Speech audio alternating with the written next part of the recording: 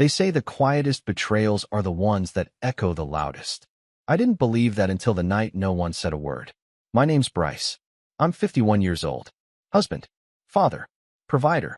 The guy who quietly handled the bills, fixed the broken fence, showed up to school plays, grilled on the weekends, and shoveled the snow before anyone else in the house even got out of bed.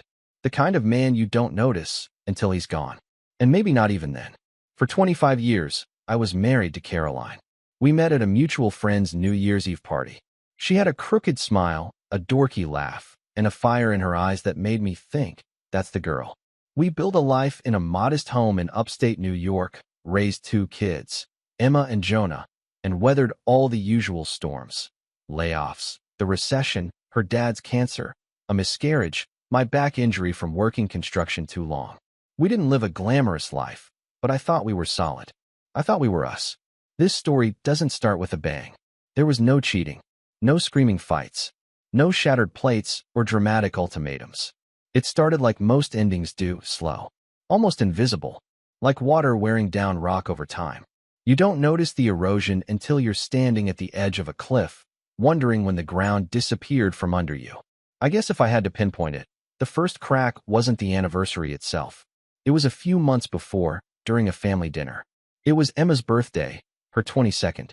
She was home from college, glowing with that buzz you only have in your early 20s when the world still feels full of unopened doors. I grilled steaks, even though it was freezing out.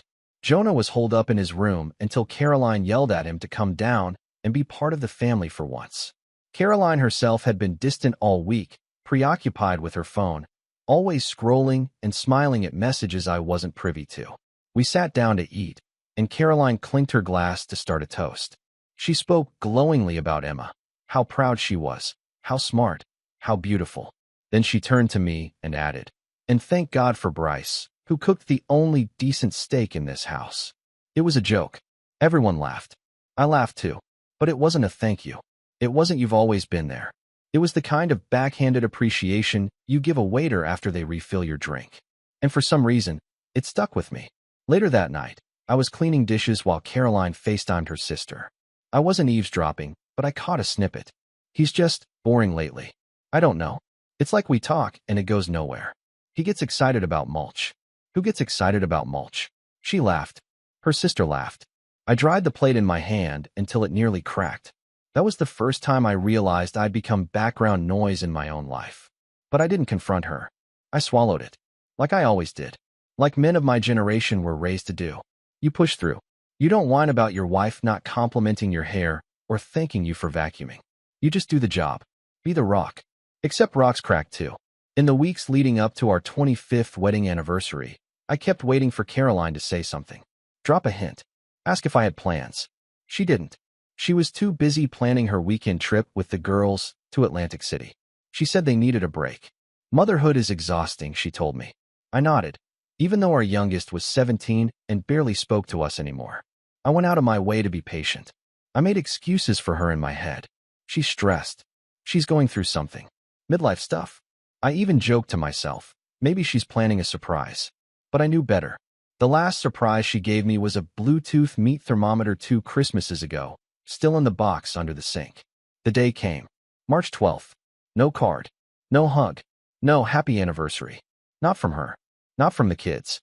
Not even a lousy text. We had steak again that night. I made it. Ribeyes, because I knew Caroline liked them more than I did. Jonah ate in silence, AirPods in. Emma was texting nonstop. Caroline sat across from me, phone in one hand, fork in the other. Her screen reflected off her glasses the whole time. When dinner ended, they scattered like leaves in the wind. No one offered to help with dishes. No one said thank you. I cleaned up in silence, listening to the kitchen faucet drip between the clinks of silverware. I went upstairs. I stood in our bedroom doorway and stared at the spot where she used to leave little love notes on anniversaries. A post-it that said "still crazy about you," or 25 down, forever to go. Nothing. She was in bed already, scrolling. Didn't look up. Didn't say goodnight. That was when something in me shifted. I didn't plan it. I didn't pack a bag. I just walked to my nightstand, took off my wedding ring, and placed it on her pillow. Still, she didn't look up. I walked out with the clothes on my back and my wallet. Took the midnight train from Syracuse to Chicago. I had an old friend there from my construction days who owed me a favor. I didn't tell anyone where I was going. I didn't answer texts. Not that many came. The first week away felt surreal, like I was haunting someone else's life. I walked for hours every day, replaying moments from the last 5 years. Noticing the pattern I'd ignored, the dinners alone, the birthdays half forgotten, the way she started calling me dad instead of babe, even when the kids weren't around. And for the first time in years, I let myself ask, was this all my fault? Did I let myself become invisible? Did I stop being interesting, romantic, alive? Or did they just stop seeing me the moment I stopped being useful? A month later, the first real message came. Not from my kids. From her. The house feels empty without you. I didn't even notice you were disappearing. I read it 5 times. Then put the phone down. Because the truth is, I had been disappearing. But it didn't start that night. It started the moment I stopped being seen as a man and started being treated like a service. And maybe the biggest mistake I ever made was letting it happen without a fight. What Caroline didn't know was that I had no intention of staying gone forever. I just needed time to plan my return on my terms. And when I came back, it wouldn't be with roses or an apology. It would be with a reckoning. The message haunted me for days. The house feels empty without you. I didn't even notice you were disappearing. I didn't reply, not because I didn't have anything to say, but because I had too much. Every time I opened the keyboard, my thumbs hovered. I'd type a sentence. Delete it. Type another. Delete that too. Nothing felt right. Nothing felt enough. Because what do you say to someone who watched you vanish right in front of them and didn't flinch? Instead, I scrolled back through old photos. There was one from our 20th anniversary. We were sitting on a bench near Lake George. She was leaning into me, laughing at something dumb I'd said. I had a fresh sunburn and my arm around her shoulder. It was the last time I could remember her really looking at me like I mattered. How did we get from that to this? Chicago gave me space to breathe, but not enough to forget. I was staying at my old buddy Marcus's place. He had a tiny guest room filled with boxes and a broken rowing machine, but I made it work. Marcus didn't ask many questions. He just handed me a beer and said, whatever it is, she'll either figure it out or she won't. Just don't go back until you're sure you still want to. That stuck with me, because for the first time, I was asking myself the question I'd avoided for years. Do I still want this? Caroline's message wasn't followed by a call. Not even a second text. Not that week. Not the next. Just silence. Like she was waiting for me to come crawling back. Like it was my job to fix things. Again. But I didn't. Instead, I started observing. Watching quietly from afar. I logged into our family's shared bank account, which I hadn't done in weeks. There were a few Amazon charges. New patio furniture. A spa reservation. One fancy dinner. Nothing huge, but little things that told me life back home hadn't exactly hit pause. Caroline was still living, just without me. Then I checked social media. Emma had posted a photo from some brunch place. Bottomless mimosas and cinnamon roll pancakes. Jonah commented, steak, pancakes. She replied, at least mine aren't overcooked. They were laughing about my cooking. That same night. The night I walked out. No, where's Dad? No, we messed up. Just brunch and jokes. The knife didn't twist until I saw a picture Caroline posted to her Instagram. A group shot. Her sister, and 3 other women I didn't recognize. Caption, Atlantic City Girls trip was exactly what I needed. New memories, new me. It had been 2 weeks since I left. She hadn't told anyone. Hadn't even posted a single word about me being gone. And now she was smiling in front of a slot machine like our marriage never happened. I stared at that photo for a long time. Something broke in me then. Not sadness. Not anger. Something colder. Clarity. Caroline wasn't mourning. She was rebranding. A few days later, I finally heard from Jonah. One sentence. Hey, do you know where the Xbox controller is? That was it. No, hey Dad, you okay? No, why'd you leave? Just a tech support request from a 17-year-old who barely came out of his room unless there was meat involved. I didn't reply. Again. But this time, I didn't feel guilty. I felt free. Still, I wasn't planning revenge. Not yet. I just wanted time to think. To watch. I didn't trust my emotions. I didn't trust myself. So I waited. It wasn't until the 3rd week that the real betrayal hit. It started with a phone call from my sister, Marlene. Marlene's the kind of woman who speaks like she's holding court at all times. Dramatic. Opinionated. But sharp as a knife. We'd never been super close. She lived in Florida, always on some cruise or yoga retreat, but we talked a few times a year. Birthdays, holidays. Once when our mother passed.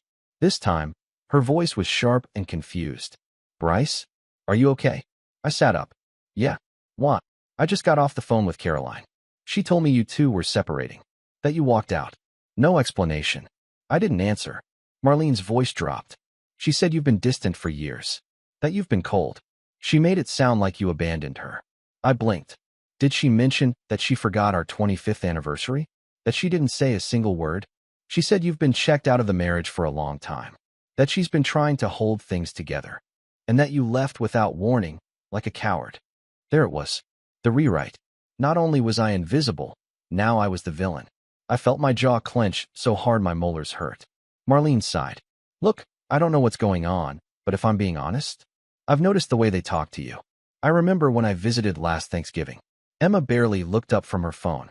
Jonah acted like you were just a noise in the background. Caroline barely acknowledged you unless it was to ask for something. She paused. You've always been the guy who kept the engine running. Quiet. Reliable. But it's like they started treating you like the engine, not the driver. That sentence stayed with me. After we hung up, I went for a walk. I ended up outside a coffee shop and sat there for 2 hours without ordering a thing. Just thinking. That night, I opened an old email account I hadn't touched in years. The one I used for online job boards and junk mail. I spent hours digging. Old conversations. Family photos I'd backed up. Even the original email receipt for the engagement ring I bought Caroline. The details flooded back. How I'd worked weekends to afford it. How I'd canceled a fishing trip with my dad to surprise her with a custom setting she'd once pointed out in a magazine. I sat there, alone in that spare room in Chicago, realizing something painful. I'd given my everything to that family. Time, energy, love, labor, birthdays, bedtimes, sacrifices they never even noticed. And in return, I'd become an appliance. A background character. A footnote in someone else's life. Until I left. And even then, they didn't chase me. They recast me. Like I was replaceable. That was the night something shifted for good. I didn't cry. I didn't yell. I started planning. If they thought I was background noise, fine. I would become a ghost. And when I came back, it wouldn't be for them. It would be for me. The breaking point, the true breaking point, came 1 week later. I'd gone radio silent. Not a word to Caroline. Not to the kids. I hadn't logged into the family account in a few days. But when I did, there it was. A $3,000 charge on our joint credit card. From a jewelry store. I stared at it, numb. Then another. $480. Boutique clothing. $270. Spa treatment. $900. Some luxury skincare brand I'd never heard of. All in her name. All within a span of 3 days. She was shopping. On our account. With my money. Like I was dead. Or worse, like I never existed. I refreshed the page twice, thinking maybe it was fraud. But the store was local. Same one I'd bought her necklace from 5 years ago. Same address. I called the credit card company. Asked for clarification. She was in store, the rep said. Use chip and PIN. Do you need to file a dispute? I nearly laughed. No, I wouldn't file a dispute. Because this wasn't a mistake. This was intentional. This was the moment I realized. She'd moved on. Emotionally. Mentally, financially, she was already stepping into her next chapter and spending our anniversary savings to do it. And not once, did she stop to ask what I wanted, what I needed. I wasn't a partner. I was a wallet. And the kicker? The next day, she posted a photo. Caption, self-care is not selfish. The photo? A close-up of a necklace. One I didn't buy. One I'd never seen. I zoomed in, heart hammering. It was gold. Elegant. Delicate. The kind you don't buy yourself. I clicked through the comments. One from a man I didn't recognize. Looks perfect on you, see. Another, from her sister. Someone's glowing. I closed the app, sat very still, and realized I'd been replaced, or at least auditioned over, while I was still technically her husband. That was it. The moment I stopped feeling sad, and started feeling focused. They wanted to treat me like I didn't exist? Fine. Then they wouldn't see me coming. I think the scariest part of starting over is realizing how much of your identity was tied to other people's expectations. I was Bryce, the dad, the husband, the one who fixed the garbage disposal and brought in the groceries and paid for the summer camps. I was the guy who stood behind the camera at every birthday party, never in front. The man who was thanked with passing nods and background jokes. That was who I was. Until I wasn't.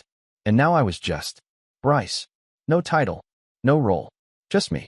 And I didn't even know who that was anymore. The days after the necklace post blurred together. I barely slept, barely ate. I'd walk the streets of Chicago in the cold, trying to feel anything again. I stared into storefronts like a ghost haunting his own future. I didn't tell Marcus about the jewelry or the comments. He was already doing enough, offering me a place to crash, some quiet, and beer when I needed it. But even he started to notice. "You ever think about going back?" he asked one night, handing me a plate of leftover pizza. I didn't answer. "You don't have to say anything, man. Just," he hesitated. "Don't go back because you're lonely. Go back because it's home. If it still is." That stuck with me. Was it still home? Or had I just been squatting in someone else's life? The next morning, I hit rock bottom. I checked my inbox and saw an email from my old job. A mass update. Layoffs. Department restructured. Position eliminated. I stared at the screen, mouth dry. I'd been working in facilities management for almost 12 years. My team ran maintenance for 3 local schools, HVAC repairs, custodial logistics, campus safety systems. It wasn't glamorous, but it was stable. I'd taken the role to be close to home, to coach Jonah's little league, to have dinner on the table every night at 6. And now it was gone. No severance. No warning. Just a polite paragraph and an offer to apply for future roles in a stripped-down version of the company that no longer needed a guy like me. I sat in Marcus's kitchen with the email open, watching the cursor blink. I felt hollow, like a balloon someone had let the air out of overnight. That was the lowest I'd ever felt. No wife, no job, no kids checking in. Just 51 years of invisible labor and nothing to show for it. I wanted to disappear. Instead, I made coffee. Then I opened my laptop. It sounds ridiculous now, but I Googled how to start over at 50. Just like that. In lowercase letters, like I was whispering the question to the void. Most of the results were cheesy. Motivational blogs. Quotes about new beginnings and you're never too old to dream. But one link caught my eye. An article about skilled tradespeople transitioning into consultancy. It talked about how decades of hands-on experience could actually translate into something: project management, inspection, training. And that's when something clicked. I'd spent 2 decades solving problems for other people. Fixing pipes, rewiring circuits, building safety checklists. I knew buildings inside and out. I'd supervised crews, managed budgets, liaised with school boards. There was value in that. They'd just never seen it. Because I never sold it. That was the first spark. I spent the next week putting together a resume. Not a job hunter, something different. I framed myself as a consultant, Bryce A. Facility systems advisor, site safety specialist, preventative maintenance consultant. It felt fake at first, like I was pretending to be more important than I was. But then I started listing everything I'd actually done over the years. The programs I'd implemented, the incidents I'd prevented, the cost-saving measures I'd negotiated.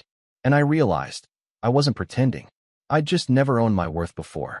I found a free template site and built a basic portfolio page. Listed services. Wrote a short bio. Nothing fancy, just enough to look real. Marcus introduced me to one of his friends, Damon, who ran a boutique property management company downtown. They managed commercial spaces and needed help updating their vendor compliance checklist.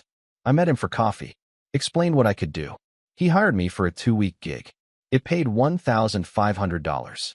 It felt like I'd won the lottery. I worked like a man possessed, rewrote the entire checklist, audited their existing systems, found 2 vendors who'd lapsed on insurance documentation and one who was using expired safety certs. Damon was impressed. He gave me a testimonial for my site. Word started to spread, slowly but surely. I picked up another client. Then 2 more. A gym franchise. A small charter school. An office park. Was I rich? No.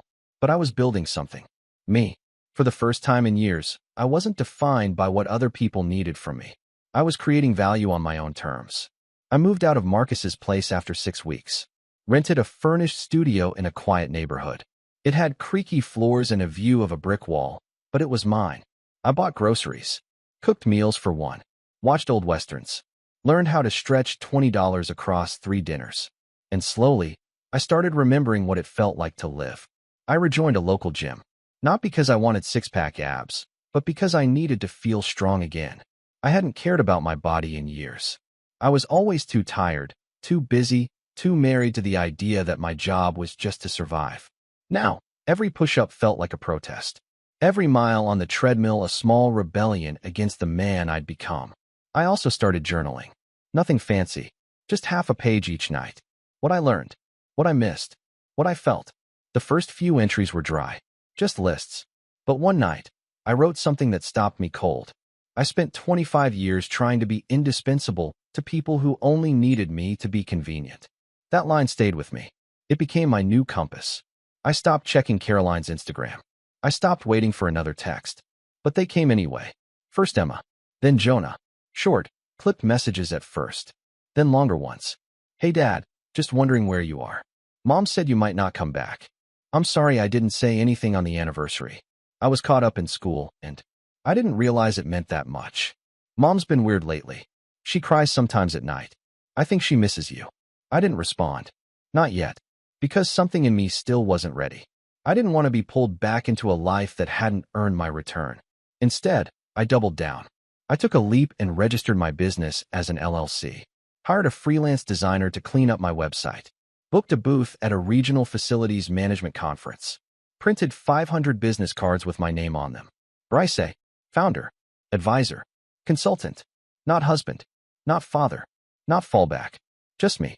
One afternoon, I got a message through my site's contact form. No name, just, I miss the way you used to make the house feel safe. Caroline. I recognized the writing. I sat with that sentence for a long time. Safe. Was that all I'd ever been? A human security blanket? A warm body to change the air filter and carry heavy boxes? She didn't say she missed me, just the way I made the house feel. I didn't reply, because I wasn't a feeling anymore. I was a person, and I was just getting started. One night, as I sipped black coffee in my little studio, I pulled out a notepad and wrote 2 columns. Left behind, wedding ring, job title, shared bank account, silence, convenience. Built anew, business, body, voice, value, self-respect. The right side was shorter, but it was mine, and it was growing. I didn't need revenge. Not yet. But I wasn't done, because the reckoning hadn't arrived. Not the real one. Not the kind where you walk back into the life you left and show them what they lost, what they never saw, and what they can't get back. It's strange how clarity doesn't arrive like thunder. It drips in like a leak you didn't know existed until the floor is soaked. By the time I realized I wasn't just rebuilding, I was preparing. I was already halfway through the setup. It wasn't about revenge at first. Not really. It was about control. After years of walking on eggshells, playing the provider, trying to be useful instead of human, I wanted to feel like the driver again. And if that journey led to some poetic justice along the way, so be it. By the end of month 3, I had 6 regular clients. I was booked solid with consulting work. I wasn't making 6 figures, but I had my dignity, and that tasted better than any steak I ever grilled for people who didn't see me. Still, I hadn't told Caroline or the kids where I was. They didn't know I'd started a company. Didn't know I was making money. Standing tall. They thought I was in limbo. Floating. Lost. That was exactly how I wanted it for now. Then came the opportunity one didn't expect. I was reviewing contracts for a new client, a commercial construction firm that specialized in educational facilities. As I scanned their list of pending projects, one address stopped me cold. Cliffside Unified School District. My old district. The one I'd worked at for 12 years. They were under renovation. 3 schools. Multi-phase upgrades. Safety, plumbing, HVAC, fire code compliance. The works. I sat there in silence, staring at the screen. The kicker? The firm needed someone local to serve as a compliance advisor, an expert who knew the district layout, policies, and internal systems. I called Damon, the friend who'd gotten me my first consulting gig. Hey, I said, keeping it casual. You still tight with Terry over at Bertram Construction? Sure. What? I want in. He chuckled. That's bold, Bryce. You got a lead. Better. I've got insight. 20 minutes later, I was on the phone with Terry, the site project lead. We talked shop. He asked if I was familiar with the district. I told him I'd practically bled into its pipes for over a decade. He offered me a temp contract, 6 months, part-time, liaison and compliance officer. He didn't know I'd been fired. Didn't ask. Didn't care. He just wanted results. And I was going to give him more than that. I was going to give him a show. Within a week, I was back in my old district. Not in uniform. Not with a tool belt. I walked through the halls with a clipboard and a blazer. Contractors nodded. Teachers looked confused. The principal gave me a cautious smile. Only one person asked what I was doing back. I smiled politely and said, "Consulting." The power in that word nearly made me dizzy. At night, I walked past my old house. Caroline had changed the porch lights. The blinds were always drawn now. One time, I saw Emma's car in the driveway. Once, Jonah's bike was gone for days. Were they still living there full-time? Part-time?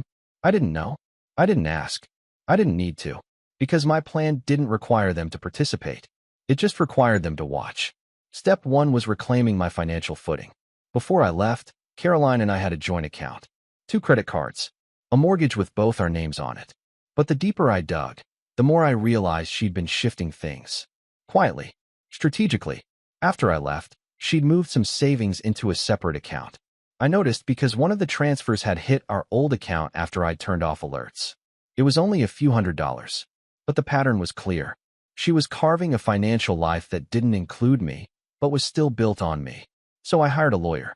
Not one of those billboard attorneys. A real one. Recommended by a client whose commercial tenant once tried to sue him for mold in a wall that didn't exist. Her name was Lizette. 40, sharp, brutal in the best way. "I'm not looking to destroy her," I said in our first meeting. "But I want control. Of my assets. My business. My name. And I want it quietly." Lizette leaned back.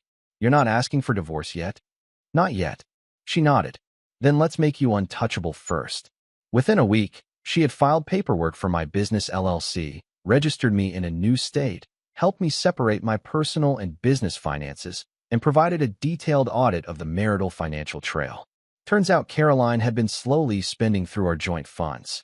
Spa days, shopping, travel, that necklace, almost exactly equal to the amount she'd transferred out of our emergency account 2 weeks prior. "She's not hiding it well," Lizette said. "Which is good for you." I opened a new account, moved all my business earnings into it, changed my tax status, bought a P.O. box under my company name. Legally, I was drifting further from her with every passing day. She didn't even know it. Step 2 was narrative control. Caroline's biggest advantage so far had been silence. My silence. She'd told her version of the story to friends, family, maybe even the kids.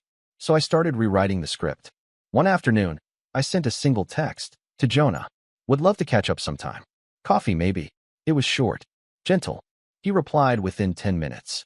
"Yeah, sure. I've been meaning to talk." We met at a local diner. He was taller now, voice deeper. Still wore those hoodies he never washed properly. He looked nervous. "Hey," he said, sliding into the booth. "Hey, kiddo." There was a long pause. "You okay?" he asked. "Like really okay?" I took a deep breath. "I am now." He nodded, looked down at his hands. "Mom's been saying you abandoned us." I raised an eyebrow. "And what do you think?" He squirmed. "I don't know. I mean, you were always there. And then you weren't." "That's fair," I said quietly. "But let me ask you something. When's the last time you told me you saw me? Not just that I was there, but that I mattered?" He blinked. I don't know. I don't blame you. You're a kid. But I need you to know, I didn't leave because I stopped caring. I left because I stopped existing." That hit him. He didn't speak for a while. Before he left, he said, "I think I get it now." And that was all I needed. I didn't need to turn the kids against her. I just needed them to think. Emma was next. She was colder, more guarded. We met in the park near her college campus. "You're not mad?" she asked. "About what?" "About the anniversary. About everything." I smiled. I was. But not anymore. She tilted her head. "That's almost worse." I shrugged. "Anger means I care. I'm just focused now." She asked what I was doing. I told her. Her eyes widened. "You started your own company?" I did. "Wait, like a real one?" "No," I said deadpan. "A fake one. I print my own monopoly money and sell it to squirrels." She rolled her eyes. Okay. That's kind of badass." We talked for an hour. Before she left, she asked if I'd come home for dinner soon. "I will," I said, but not empty-handed. That was the next step. The house.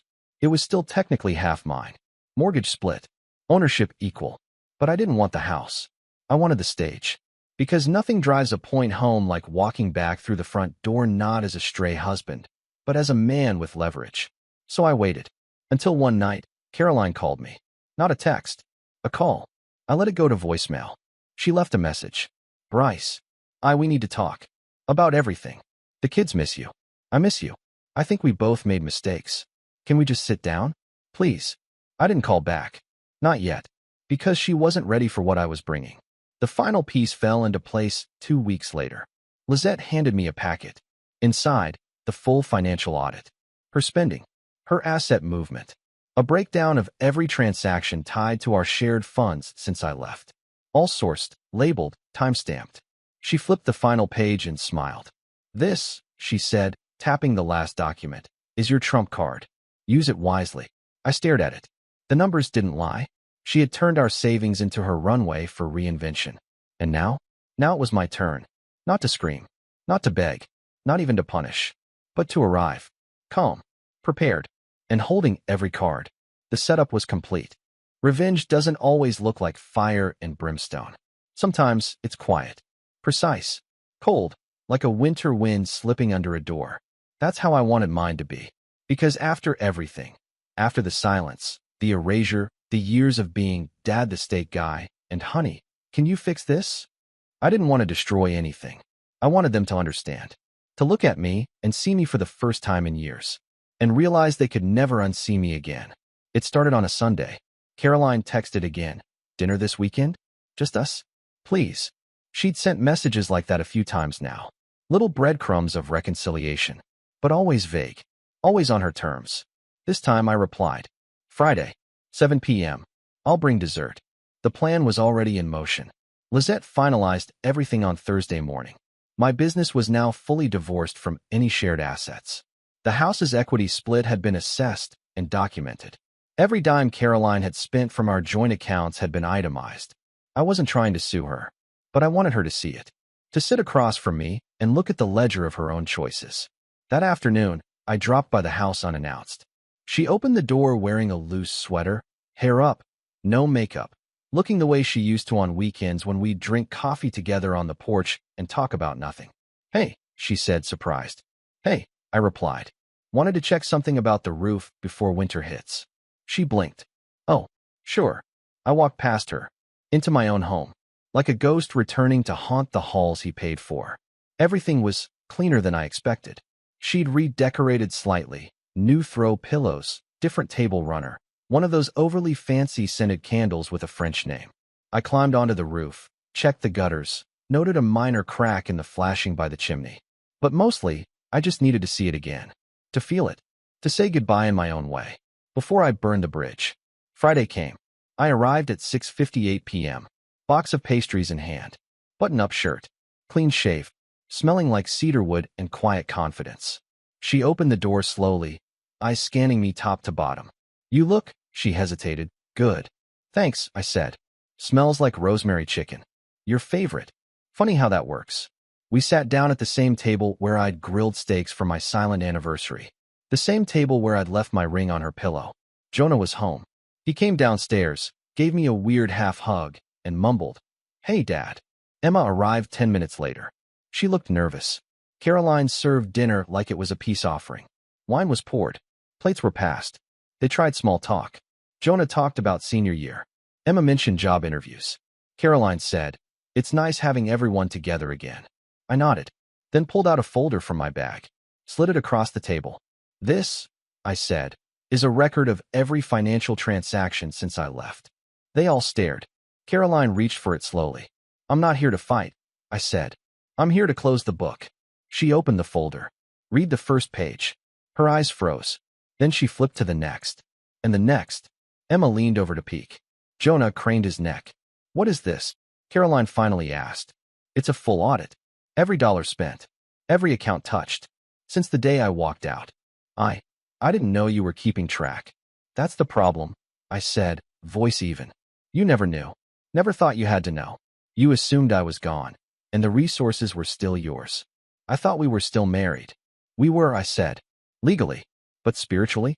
Emotionally? You left long before I did. You just didn't pack a bag. Jonah cleared his throat. What's happening? I looked him in the eye. Your mother has been living like I was a memory, using joint funds, buying gifts, booking trips, all while telling people I abandoned her. Caroline turned red.